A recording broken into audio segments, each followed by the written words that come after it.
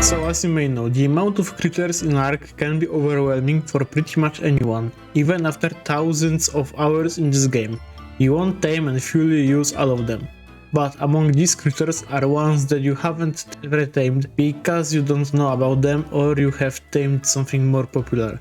That's why we'll be looking at the most underrated creatures in ARK, and I will explain why they are on this list.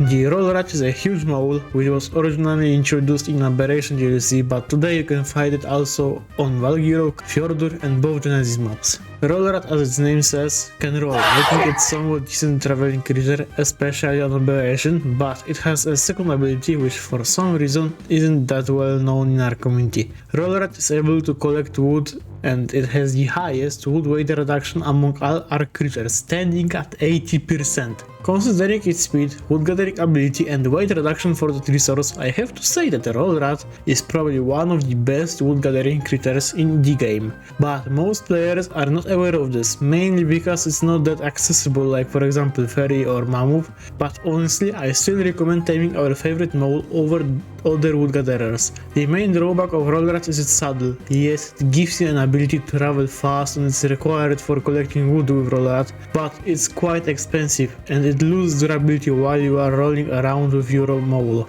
Additionally, although Roll Rat has decent stats, its fighting capabilities are not that good, mainly because of its huge turning radius and area of damage which isn't that spectacular. The main danger you can encounter in Aberration is a Revenger pack, and every single Revenger jumps over you while attacking, and thus any encounter with them can be fatal. Otherwise, Roll Rat is a decent wood collector, especially on cluster servers. I'm 100% sure that you forgot about this creature right after Extinction got released, mainly because of the other, much more interesting creatures added in the DLC. Snow Owl, Managarm, Velona and even Gaha took over all of the spotlight from our little Caterpillar.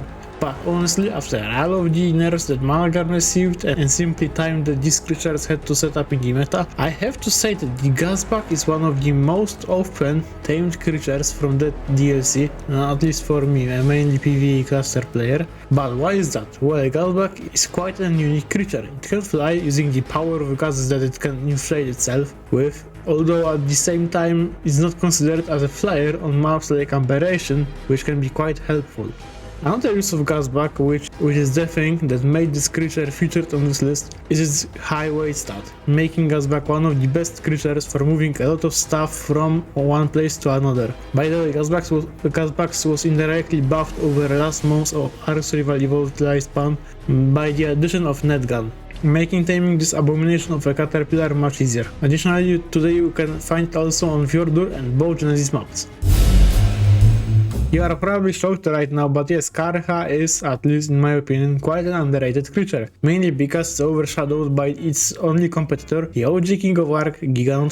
Giga is considered as a stronger one even by people behind Goji Center, but they couldn't be more far away from the truth. Yes, Karha has a little bit less HP and even lower damage, but with each kill this dino gets more powerful. Every creature gives a certain number of points depending on its drag weight. You can get up to 100 of these points. Every point increases the damage of Karha, and after getting the maximum number of them, Karha Rotosaurus deals pretty much the same damage like a Giga. Additionally, these points drastically increase Karha's health regeneration, which not only eliminates the HP gap between it and a Giga, but also makes our favorite meat grinder extremely hard to kill. Also, each kill gives Karha a speed boost for 10 seconds, makes it immune to all stuns, and additionally its basic attack inflicts a shredded debuff with decreasing health regeneration of a victim. But why is Karha drastically less popular than its older counterpart? Well, as I said, Giga has been with us for a longer time, which made it a staple in every playthrough.